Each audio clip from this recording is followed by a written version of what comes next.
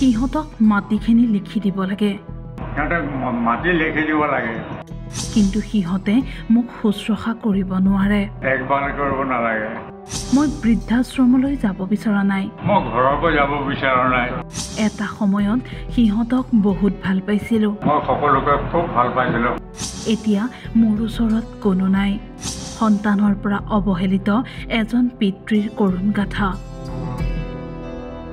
ঘৰটোৰ চাৰিওফালে ঘন জংঘল। এটা সময়ত হাঁহি ধেমালিৰে গুঞ্জৰিত হৈ থকা ঘৰটো আজি নিজম। পুত্ৰ কন্যাৰে এখন সুখৰ সংসাৰ থকাৰ পিছতো আজি জীৱনৰ বিয়লি বেলাত নিসংগতাৰে দিন পাৰ কৰিব লগা হৈছে ৰহা চাপৰ মুখৰ হৰচৰণ সিঙে। বৃদ্ধগৰাকীৰ এগৰাকী কন্যা আৰু দুজন পুত্ৰ আছে যদিও বৃদ্ধ পিতৃয়ে কেনেকৈ খাব বা কেনেকৈ চলিব তাৰ খবৰ ল'বলৈ তেওঁলোকৰ নাই সময়। পিতৃৰ অভিযোগ, পুত্ৰ জীয়াৰী আহিলেও তেওঁলোকৰ চকু কেৱল সম্পত্তিত। সিহঁতে থাকে খাই কেনে বৰ উৎপাত কৰিছিলে। মাজে মাজে কেতিয়াবা আহে, সিহঁতক মাটি লিখি দিব লাগে, কিন্তু মোক দেখভাল কৰি দিব নালাগে। মাটি লিখি দিব লাগে, দেখভাল কৰিব নালাগে। দুৰ্বল দেহাৰে হাতত লাখুটিডাল লৈ থৰক বৰক খোজেৰে তেওঁ নিজেই কৰিব লগা হৈছে সকলো কাম। কেতিয়াবা যদি এসাঁজ খাইছে, কেতিয়াবা আকৌ পানী খাই পাৰ কৰিছে দিন। নিজে ভাত বনাই খাওঁ, মোক কোনো সহায় কৰি নিদিয়ে। বজাৰ কৰিব লাগে, কাৰোবাক কৈ কৈ পিনে আনি দিওঁ।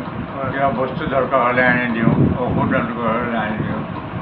আৰু ফোন কৰিলে কোনোবাই কেতিয়াবা আহে, কোনোবা নাহে।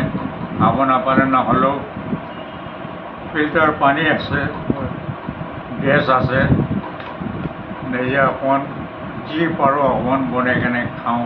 চাহ তাহ খাবলৈ হয়। ভাতো বনাওঁ সময়ত, ভাত সিজিও কেতিয়াবা নিসিজিও, যেতিয়াই নহওক মনৰ মতনটো হ'ব নাপাওঁ। এসময়ত সমাজৰ কামত লাগি থকা বৃদ্ধগৰাকীৰ জীৱন চলি আছে এনেকৈয়ে। সকলো থাকিও যেন আজি কোনো নাই হৰচৰণ সিঙৰ।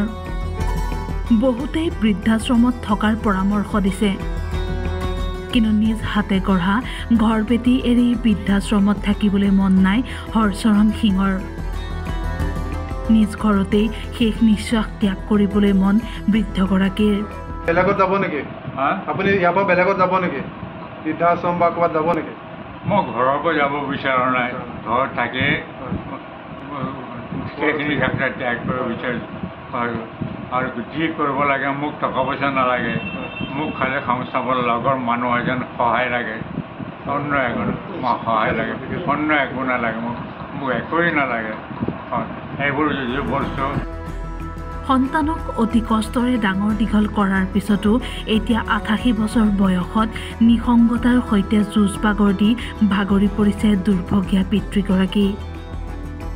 অতি কষ্টৰে সন্তান তিনিটিক ডাঙৰ দীঘল কৰাটোৱেই ভুল আছিল নেকি এইগৰাকী পিতৃৰ? ৰহাৰ পৰা ইন্দ্ৰ কুমাৰ নাথৰ ৰিপৰ্ট, টাইম 8।